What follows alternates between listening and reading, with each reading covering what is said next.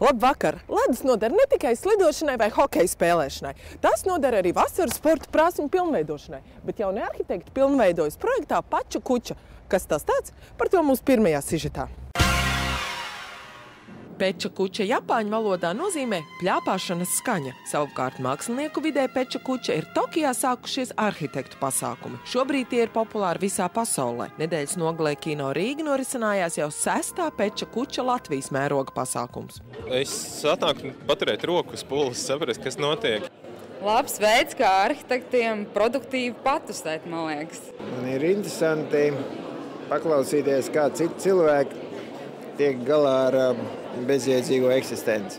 Peča kuča būtība ir prezentāciju demonstrēšana. Svarīgs nosacījums ir 20x20 formāts, jeb 20 slaidu kadrs pa 20 sekundēm. Prezentāciju autors stāsta par sasniegumiem, priekiem, bēdām. Starp nopietniem stāstiem arī netradicionāls vērojums par kādu cilti un tās arhitektoniskajiem veidojumiem. Tas bija tāds kaut kāda atkāpe no kaut kāda tādas nopietnās uztveres par arhitektūru. Neordinārais novērojums mudina uz pārdomām par arhitektūras nākotni. Cilvēkiem ir vairāk kopas lietas jādara, jāmācās it kā no tiem pašiem dzīves pabērniem. Kamēr jaunās idejas tikai rodas, arhitekti Peča kuča pasākumā arī kopīgi ballējas. Atpazīt arhitektu var vienkārši. Nav mata, melna krāsa. Kopējā pazīme ir šekuma bikses, tā, kad meitenes staigā biksēs ar tādiem lieliem šekumiem. Tas ir tāds viens, melns drēbes. Man nepatīk melns, ko valkā klasiski mākslinieki. Es neesmu pie arhitektiem novērojis kaut kā tādu vienu krāsu, bet man tas galīgi neinteresē. Neuzkrītošs apģērbs, bet ar kaut kādām mazām niansītēm, kas nodod. Mūsuprāt, nodevīgās nianses ir oriģināls brillītes, nevērīgs šālis vai lakati un koši aksesuāri. Kas zina, varbūt tieši šādā asketiski radošā atmosfērā un tērpos rodas jaunas idejas arhitektūras lauciņā. Sen karojās nokļūt sniega karalienes valstībā. Šis sapnis ir īstenojies, jo stils bez tabū viesojās sniega hotelī Somijā, kura tapšanā savu roku pielikuši arī Latvijas ledus mākslinieki. Un es cenšos vingrot, lai sasildītos. Lumīlinna sniega pils atrodas Somijas pilsētiņā Kemī. Pirms 14 gadiem tā ieguvusi Ginesa rekordu. Jau 4. gadu sniega pils tapšanā savu roku pieliek arī latvieši. Viena no lielākajām šogad.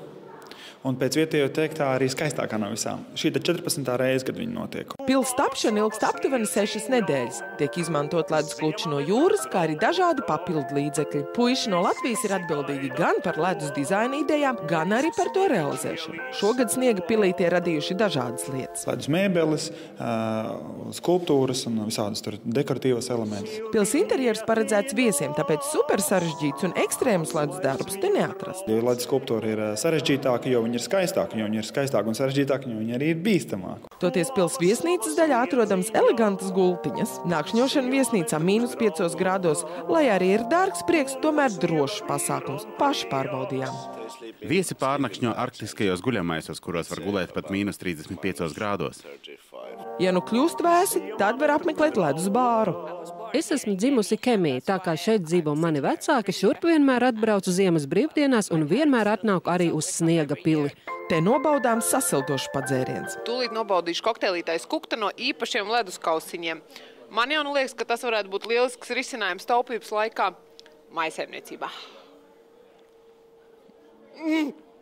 Dzēriens te varēs baudīt līdz pat aprīlim, kad sūri grūti meistarotais sniegštābs tiks nošķūrēts. No jūras nācis, jūra aiziet.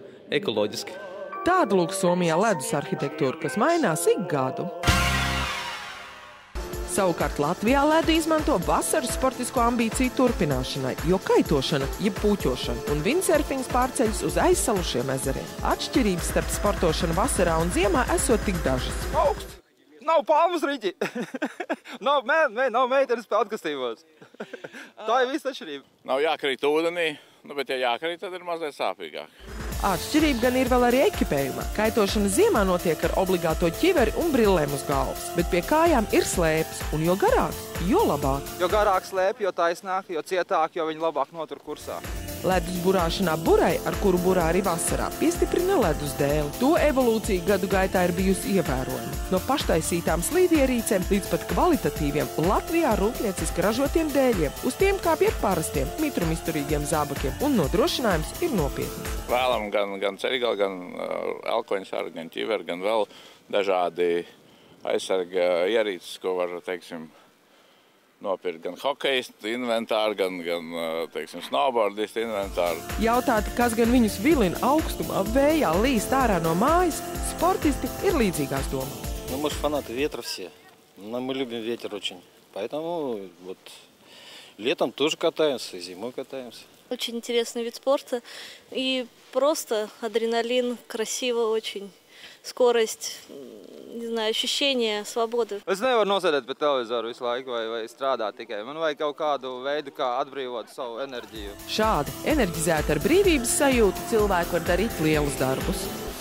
Sports uz ledus vai dzīvošana leduspilī – pača kuča, ko nu kurš izvēlas. Savukārt nākamajā reizē par to, kā savu radošumu trenē kino ļaudis. Atā!